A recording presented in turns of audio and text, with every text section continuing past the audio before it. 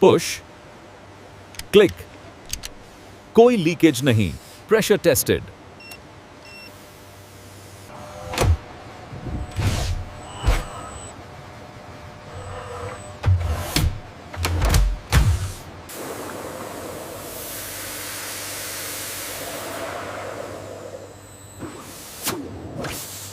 Digital meter पे 0.0 से 4.5, एक बूंद बाहर नहीं, डिपस्टिक रोबोट ही चेक कर लेता है।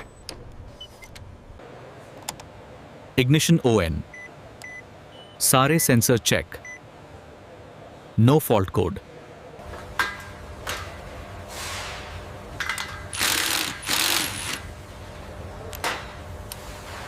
Let's confirm the parameters. Rock steady. Oil pressure and temp are green. Status is okay. 58 second में एक गाड़ी रेडी।